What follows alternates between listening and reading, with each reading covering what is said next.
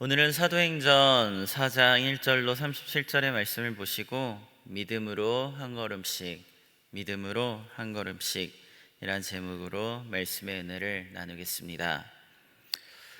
우리는 살아가면서 여러 상황을 마주하게 됩니다. 사람들과 어울려 사는 사회생활을 하면서는 더욱더 그러하죠. 그리고 그와 같은 상황에서 우리의 선택과 결단을 요구하는 때가 많습니다. 그러다 보면 우리는 자연히 나에게 유리하거나 나에게 익숙한 것을 선호하고 불리한 것은 피하는 모습을 취하며 행동하기가 쉽습니다. 이러한 상황에서 벗어나 살아가는 사람은 찾아보기가 어렵습니다. 오늘 본문에 등장하는 예수님의 수제자 베드로 또한 마찬가지였습니다. 유대인으로 태어난 베드로는 아마 어려서부터 하나님에 대한 교육을 받고 자랐을 것입니다. 하나님의 백성이 유대인으로 낳고 교육을 받았을 것이고, 그러다가 나이가 들어 예수님을 만나고 나서는 자기의 모든 것을 버리고 예수님을 쫓는 제자가 되었습니다. 주님의 제자가 된 베드로는 주님의 공생의 기간 동안 함께하면서 주님에 관해서는 어느 누구보다 더 잘 아는 위치에 있게 되었죠. 마태복음 16장에는 우리가 잘 아는 베드로의 위대한 신앙 고백이 나옵니다. 당시 모든 사람들이 예수님을 선지자 중에 하나, 사람의 아들로 생각하더라도 베드로만큼은 주는 그리스도시요 살아계신 하나님의 아들이시니이다, 이렇게 확실하게 예수께서 그리스도시며 하나님의 아들로 믿는 믿음이 있음을 보여주었습니다. 그런데 이렇게 확실한 믿음에 서 있는 줄로 알았던 베드로가 예수님이 잡혀가시게 되자 자신의 위험한 상황 때문에 나는 예수를 알지 못한다, 이렇게 부인하게 됩니다.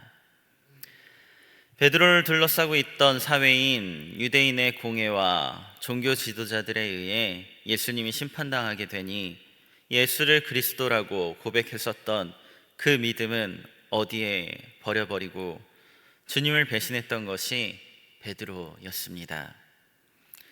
이렇게 상황에 따라서 바뀌었던 베드로가 오늘 본문 말씀 사도행전 4장에서는 불안한 상황에서도 흔들리지 않는 모습을 보여주게 됩니다. 오늘 말씀의 시작에서는 베드로와 요한이 함께 안전뱅이를 일으킨 사건을 통하여 예수님의 부활을 증거하다 유대 지도자들에게 체포되는 상황이 벌어지게 되지요. 우리 함께 본문 2절과 3절의 말씀을 읽어보도록 하겠습니다. 본문 2절과 3절 말씀을 합독하겠습니다. 예수 안에 죽은 자의 부활이 있다고 백성을 가르치고 전함을 싫어하여 그들을 잡음에 날이 이미 저물었으므로 이튿날까지 가두었으나. 아멘. 베드로의 믿음이 시험당하는 상황이 또 찾아온 것이죠. 예전에 베드로와 같았으면은 이 급변하는 상황, 불안한 상황 속에서 또 다시 한번 주님을 배신했을지도 모르겠습니다. 그런데 예수님을 모른다고, 나는 주님을 모른다고 부인했었던 이전과는 달리 베드로는 두려웠었던 종교 지도자들과 또 유대 백성들의 앞에서 주님의 부활을 증거하고 복음 전파의 당위성을 의연하게 밝히며 이렇게 말합니다.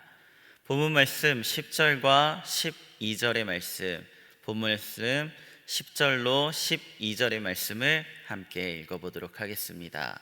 함께 읽습니다. 너희야 모든 이스라엘 백성들은 알라. 너희가 십자가에 못 박고 하나님이 죽은 자 가운데서 살리신 나사렛 예수 그리스도의 이름으로 이 사람이 건강하게 되어 너희 앞에 서느니라.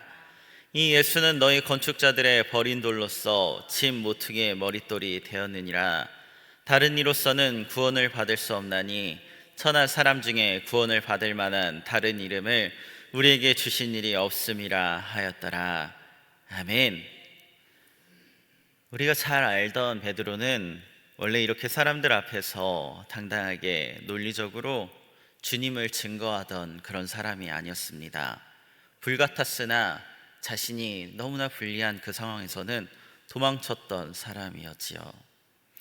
그런데 13절 말씀을 보시면 종교 지도자들도 베드로의 한계를 어떻게 생각하고 있었는지 나옵니다. 그들을 본래 학문 없는 범인으로 알았다가 이상히 여기며 이렇게 생각하고 있었죠. 맞습니다. 육신을 입은 사람은 자신의 환경적인 한계를 깨기가 쉽지 않습니다. 자기가 배워온 환경과 제한되어 왔던 환경 안에서 머물러 살 뿐이지요. 그 이상을 생각하기 쉽지가 않습니다. 즉, 육신적인 사람은 시험을 이길 수 없습니다. 그 이유는 마음은 원하더라도 육신이 약하기 때문입니다. 하지만 육신에 속한 이 베드로가 성령을 받고 영적인 사람이 되어 성령의 충만함을 받게 되면 오늘 말씀처럼 상황과 사람이 아닌 주를 바라보고 담대히 주의 복음을 전하며 주의 길을 따르게 되는 것을 볼 수 있습니다. 결국 베드로와 사도들은 성령이 충만하며 믿음으로 종교 지도자들의 박해에 승리하였고 말씀을 통해 예수를 주로 고백한 자가 5천 명이나 되었으며 사도들이 함께 기도하고 하나님의 뜻을 구하고 아름다운 초기 교회 공동체를 이루어가기 시작하죠.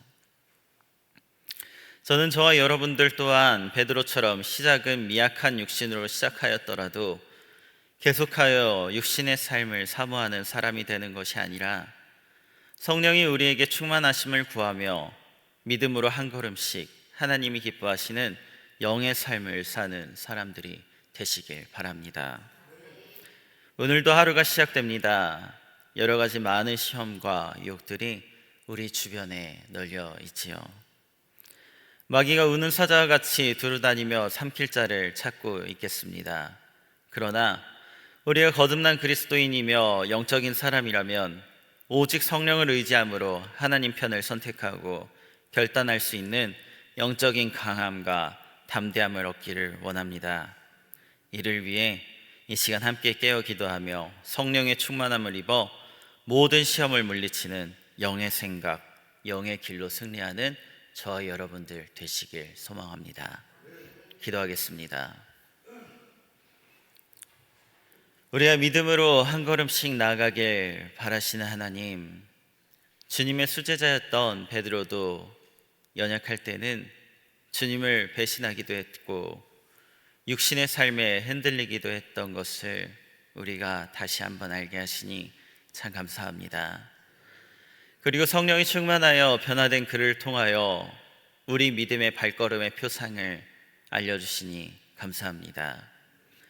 우리 또한 육으로 시작하여 육으로 끝나는 자들이 되지 않게 하시고 성령이 충만하여 영의 생각을 사모하고 육에 승리하는 주의 군사들이 되게 하옵소서. 예수님의 이름으로 기도드립니다. 아멘.